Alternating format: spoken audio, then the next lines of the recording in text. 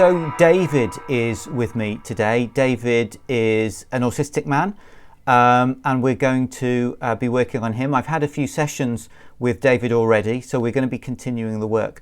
But David, do you want to tell us a few words about how things are for you at the moment? Well, it's being filmed in the year 22.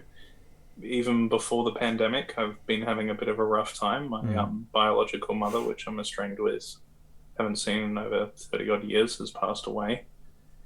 Then my stepmother has passed away.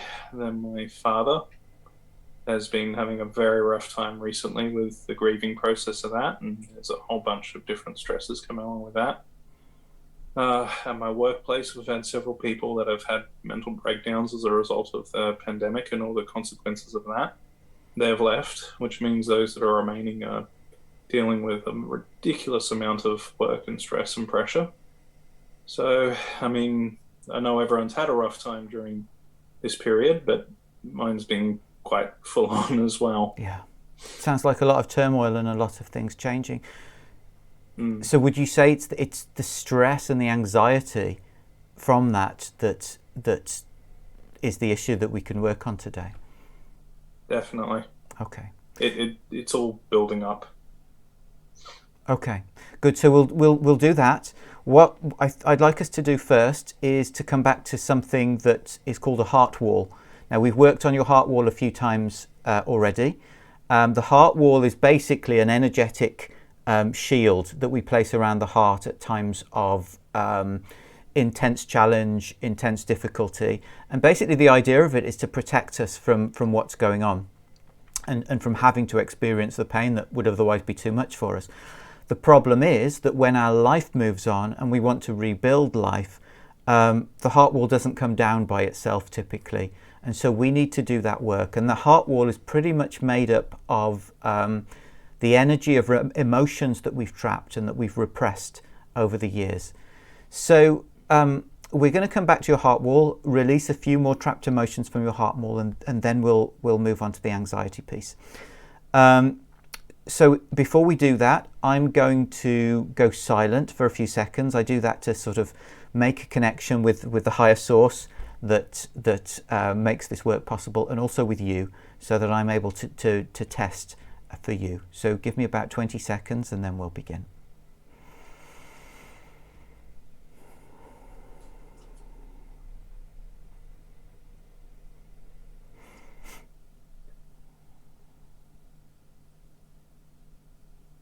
Okay, so you and I are connected now, and I'm going to ask, and this is a chart of the emotions that we're going to work from. We've categorized all of the negative emotions that we may have repressed into these 60 emotions. And I'm going to ask your subconscious mind a question. It's going to give me yes or no answers. So I'm going to ask, does David have a heart wall? Yes, we know that already. Can we release a trapped emotion from his heart wall? Yes. Is the first emotion to release in column A? And it's not. Is it in the top 3 of column B? Yes, it is. Is it in B1? No, it's in B2. It's not failure. It's not helplessness. It's not hopelessness. It's actually lack of control. Now that could be a lack of control over events, which certainly sounds like is the case at the moment. But it could also be a lack of control over our own reactions, our own emotions, our own behaviour in a way. So I'm just going to make a note of this, and I'll send you the notes in the end of what we've covered. So lack of control. Now let's see if we need to know any more information before we release it, and we do. And the thing that we need to know is the age that this happened. So that is typically something we need to know about. Each of these emotions will have occurred at a certain point in your life. And it might be that you had 20 instances or even 100 instances of lack of control during your life.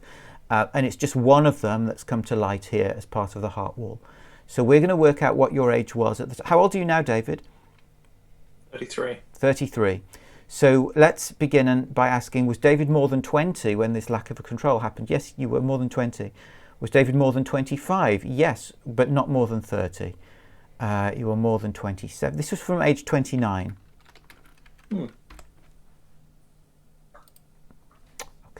So then I asked, do we need to know any more? And the answer is no. So now that we know that, we can release the emotion. I'm going to do that using a very simple technique. It'll take me just a few seconds to do it. So let's release this lack of control.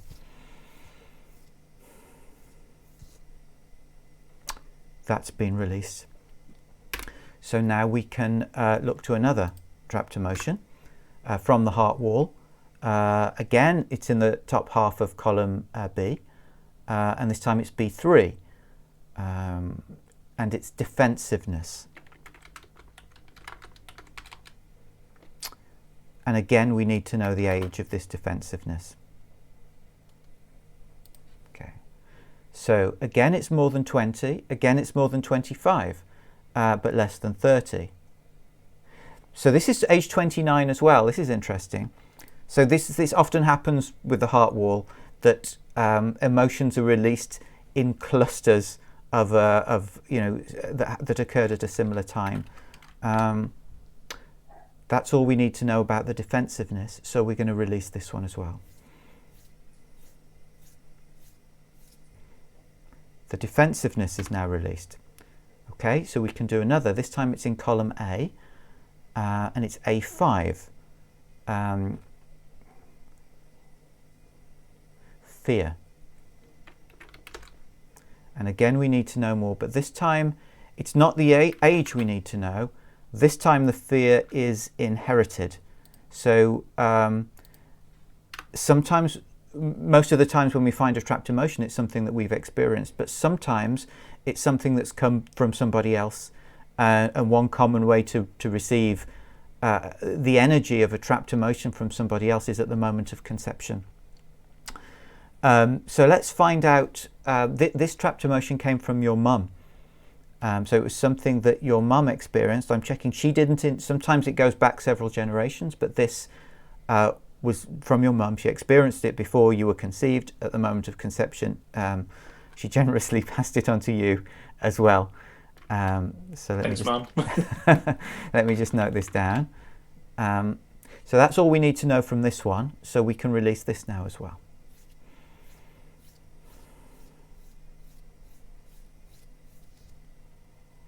So the fear is released. Okay, let's move on. We can do another. We're in B again. We're in B5 this time, and it's terror. And again, we need to know more about it. So let's find out what we need to know. It's not the age. This is another inherited one. This one's inherited from your dad.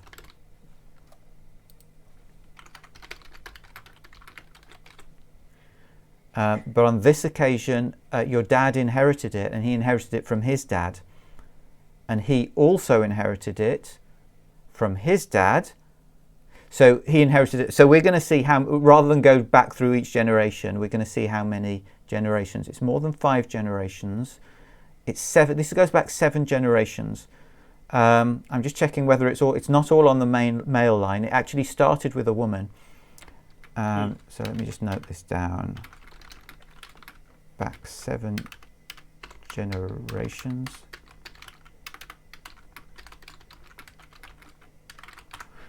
Okay, so that's all we need to know. Now, typically when we release an inherited emotion, it releases from everybody who's a descendant of the person who originally had the emotion. Now, if that goes back 7 generations, that's potentially a lot of people who could be affected. Not everybody will have it released. Everyone has their own path. Some people have a reason why they might want to hold on to it or might not be ready to let it go. But it's an opportunity for it to be released from anybody who inherited it. So let's do that now. Let's release this terror.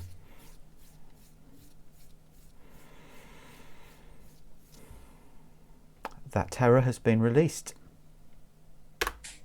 Okay, let's do another.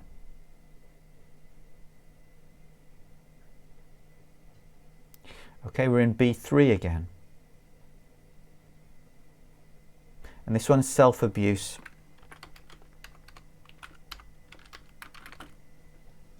And we do need to know more about it.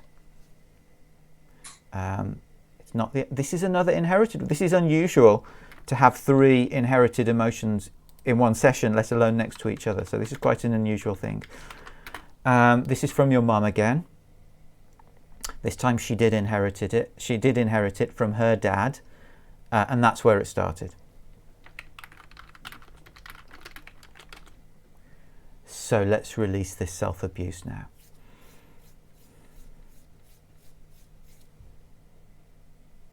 That self-abuse has been released. We can do another. This time we're back in B. It's B2 though. It's helplessness.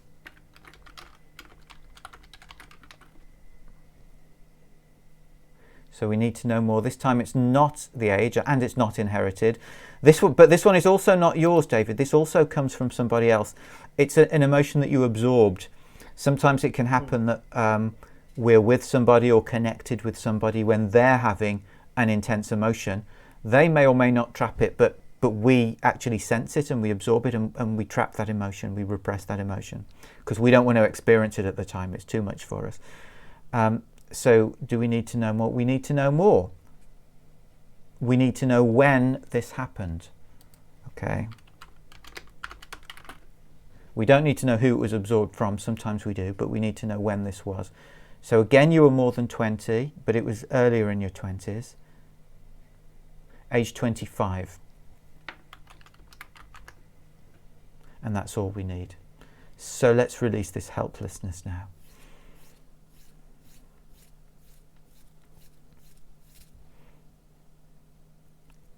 There we go.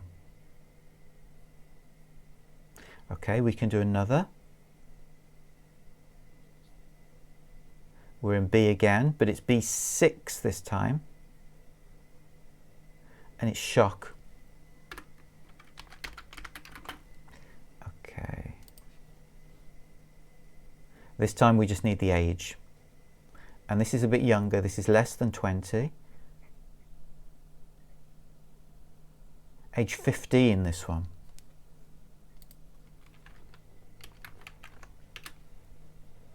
Okay, let's release this shock. Okay, the shock is released. We can do another. We're back in B2. It's one of your favourites, it seems.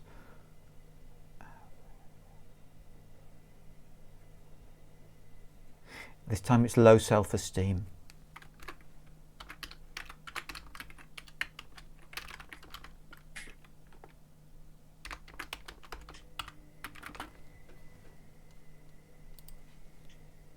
This one we don't need to know any more about, so we can release it without any additional information. So let's release this low self-esteem. That's released.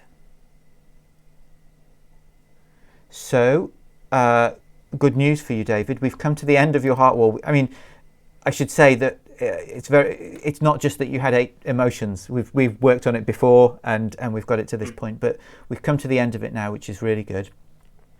There's nothing, I'm just checking there's no other types of imbalances in the heart wall. I'm checking whether you have a hidden heart wall, and you don't. Your heart wall for the moment is all clear, which is great. A lot of people notice a lot of differences in their lives after the heart wall is cleared. Some people it's immediate. For me, I didn't even notice anything and I nearly gave up doing this work because it didn't seem to have any effect on me. But I looked back after a few months. I looked back at how my life had been since that moment, and it really was a turning point. It just happened so naturally that it didn't wasn't as obvious. It wasn't as obvious, right? Yeah, as we were going. It's like when you climb a hill and you look down and you've just been putting step after step, but you see how far you've come. So, David, shall we move on to the anxiety? Yes, sure. What I always ask people to do, as we're starting to work on something like this, is to imagine, try and put yourself in the position of already having what you actually want, the condition that you want. What will it feel like when your life is free of anxiety? What sort of, what will your day look like, what will you be doing, but most importantly, what will be going on inside, what will you be feeling. And if you can get as close to the ideal feeling as you possibly can and conjure it up now as if you've already got it during the time that we're doing the work, it'll really add power to the work. This happens on that level that we both have we almost both have a role to play to make it optimally successful. Okay. So I'm going to ask your subconscious just some general questions, and they're going to lead me to what type of imbalance is causing this anxiety and we need to get rid of to help you be free of the anxiety. Whereas up to now we've been looking only at the energies of trapped emotions, we're going to be looking at a much broader range of types of imbalance here. So it might get a little more intricate, a little more complicated. So first thing, is there an imbalance that we can work on for David to help him with this anxiety? And the answer is yes. So we're going to find out first thing that's come up is a pathogen, but it's the energy. It's not a pathogen that's active in you at the moment, it's the energy. Sometimes when we have a pathogen and it's clear from the body, it continues to exist in energetic form until we get rid of it, which can still have effects, and this is the energy of a fungus. So we don't need to know any more about it. Let me just make the note for you.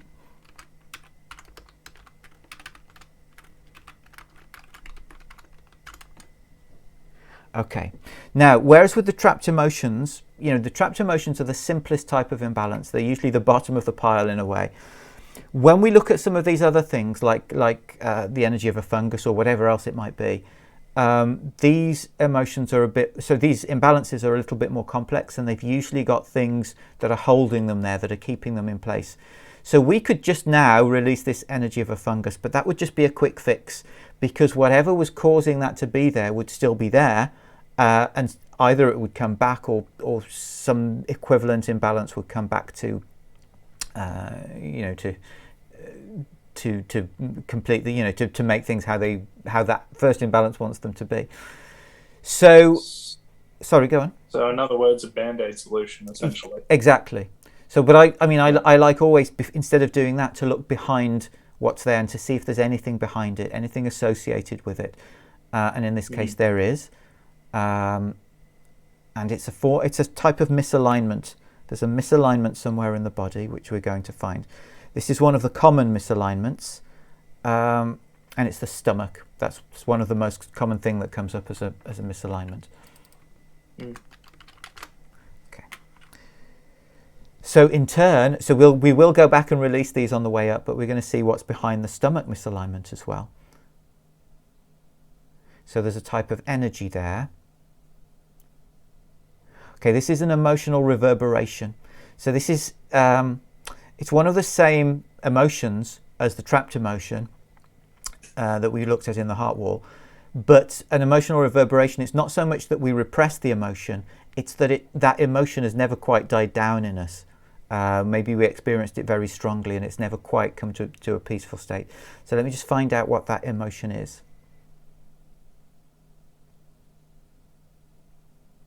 It's actually jealousy.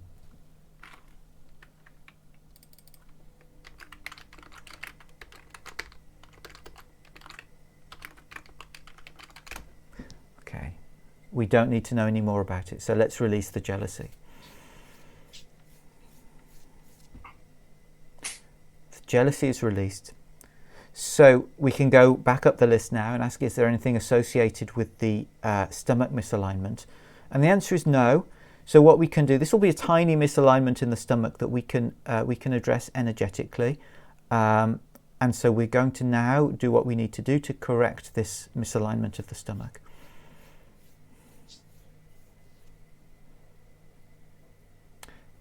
That is now corrected, the stomach is now happy. And then we come back up to the fungus. There's nothing else behind the fungus, so we can release this fungus energy too.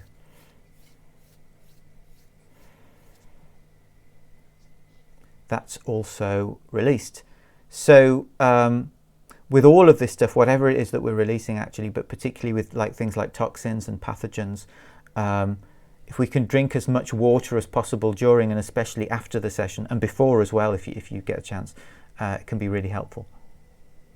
I've drunk a litre of water beforehand. Wonderful. For that reason. That's commitment, a whole litre of water. Okay, so then after each batch we ask, is it okay to continue? And it is. At some point your body will say, no, that's enough, I've had enough for today. So we're going to see what else can we do to help David with this anxiety that he's feeling, and to help him arrive at the condition that he's now envisioning. It's another misalignment, and it's another of the common misalignments. This time it's something in your spine, and it's the upper thoracic vertebra, so it's the upper part of the back, and it's the fourth vertebra down, so around, you can't see where I'm pointing because you can't see my back, but it's the T4 vertebra. Okay, so again we see what's behind that, and in this case it's a trapped emotion. When a trapped emotion comes up, we know that we've probably gone down as far as we need to. Trapped. So just find out which it is.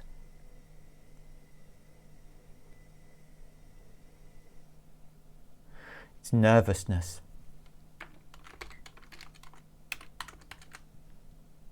Okay, and we don't need to know more, we can release that.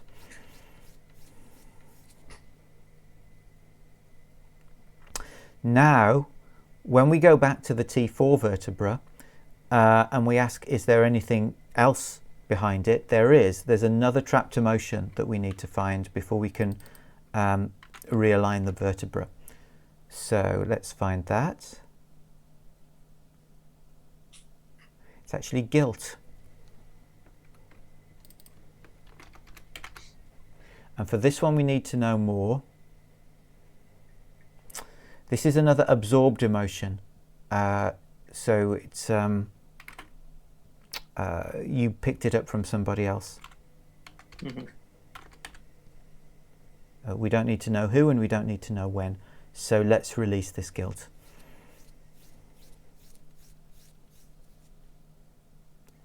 That's released. Now when I ask, is there anything behind the T4? It's no. So we can correct the misalignment there.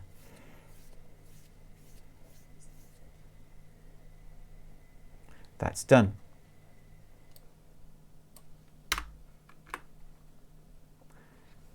Okay, is it safe to continue? It is still safe to continue. So what else can we do to help David with his anxiety? So this time there's some form of imbalance in the body.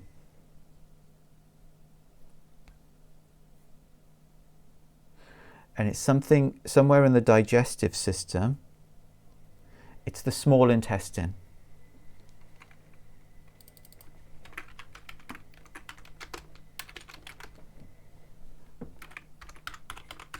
Okay. So there is something behind that.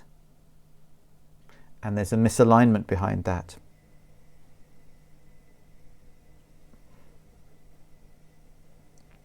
This time it's a chakra. It's one of your energy centers. And it's the brow chakra, the one here just between the eyes.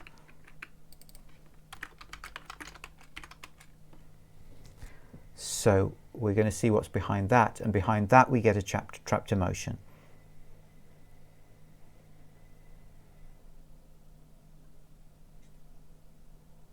And it's grief.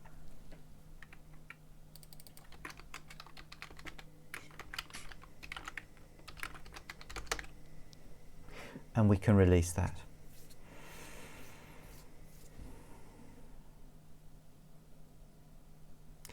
Okay, so now we can go back up. We can go back to the brow chakra and correct the misalignment there. Okay, good. And we can reset the small intestine. Okay, small intestine is happy now. Now when I ask, is it safe to continue, I get no. And basically that just means that your body has had as much as it can handle for one go. And it's been a little while since we worked. Sometimes when we work together for a while, people's tolerance goes up, and if we're working weekly, we get more done each time. But we haven't seen each other for a while, so that may be why there's less activity today. But this is what your body can manage for today, and hopefully that will make a difference to you. How was that, David? Sure. Oh, it's very good, thank you. I could feel some of them going as you were doing it. You could? Don't really know how to describe it, but I could feel it. What's just some sort of movement, some sort of sense of release in the body? Yeah, essentially. Yeah. Sometimes in the specific areas, sometimes just random spots, parts of my head, my feet, things like that. Okay, good, David. Well, thank you for doing the session with me. As you know, there's always a possibility after these sessions that you can undergo what we call a healing reaction or some side effect or whatever you want to call it. Most people don't, but in about 20% of cases you get something like people feeling maybe sleepy or grumpy and irritable, or whatever issue there was might even seem to be a bit worse for a while. If that happens, don't worry, it's part of the process. It should pass anywhere between a couple of hours and a couple of days. If you want to speed it up, a good way to speed it up is to drink as much water as possible, do as much movement as possible, be in nature as much as possible, and those sorts of things. But thank you very much, David, and see you next time. Thank you, Guy. See you next time.